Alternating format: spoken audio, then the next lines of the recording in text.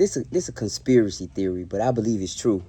So in the cities, they got rid of all the trade schools. When I came up, I grew up in Atlanta. We had trade schools all over in DeKalb County. I know they still got Atlanta Area Tech, but the high school, you could do something called EOC. You could go from the school and they'll take you over to the place and you learn physical trades, right? But they got rid of all that. And for the life of me, I've been trying to figure out what's the logic. Now, I moved down here to the country and they have all these trades. The schools, that's just normal. All the kids are getting trades, right? They learn how to do something. They're getting exposed to them. That's the right word. They at least get exposed to them. So I've been trying to figure out why would you remove it from the city, but you also keep it in these rural areas. And the only logic I've been able to come up with is by removing it from the city, you're actually ensuring that there will always be a customer base. There will always be somebody who have to pay somebody else to do it. So you're actually creating industry by undereducating a large number of people. That makes sense. And I want you to just follow the logic right quick. Follow the logic. So you got this large number of people, right? They all condensed in these areas and they packed on top of each other. And they're all looking for jobs. They got to try to find jobs, right? Once they find jobs, they want to buy homes and they want to purchase vehicles. You get what I'm saying? Now, the only thing is when the home or the vehicle breaks, they don't know how to repair them. They don't know how to fix them. So you got this logic that's flowing through the city like people are They say nothing defends a lie greater than the emotions of the people who believe it, right? So you got these people who are ready to fight you with fists and cuffs about if I say, man, you should get you a used vehicle and work on it and make it nice. No, man, you got people, no, I can't do that. Like literally, they would rather work and spend their money on monthly payments, high insurance, and then on top of it, the same people who giving you the knowledge can't even fix the car if the car get broke. So you are just a paymaster. If that is your belief pattern, you were created to just take care of everybody else.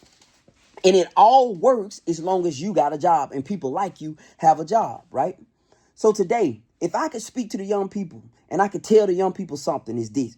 Young people, y'all have watched generations upon generations before you be nothing but paymasters. The best thing they did was probably bought houses and bought some cars and, they doing somewhat okay, but they don't have no money. They don't really have no money. They have things, but they don't have no money. If I could tell you something, young person, that could help you, it's simply this. You can pick up some of this old stuff that these so-called big-time people don't want. They too big-time to get and repair it for yourself.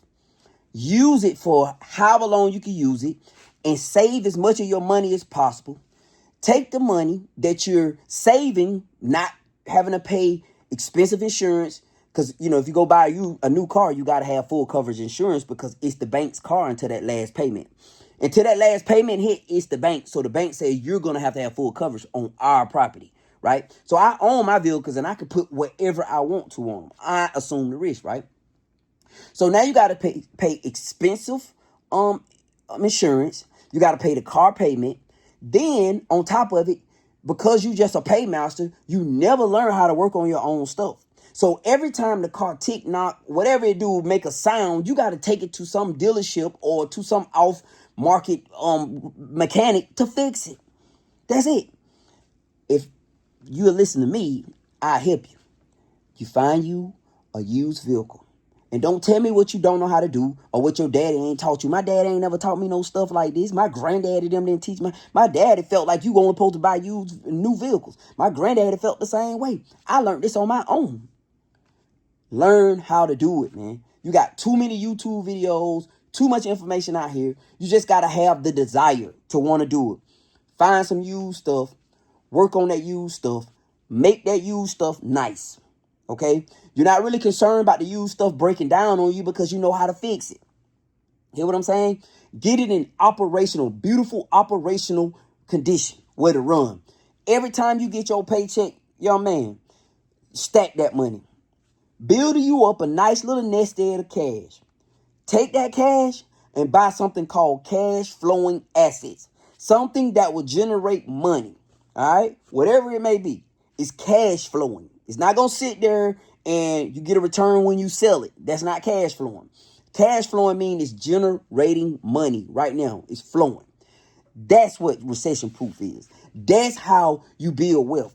You don't build wealth paying everybody else every month. You don't build wealth going to work every day, every week just to get money to pay the bank.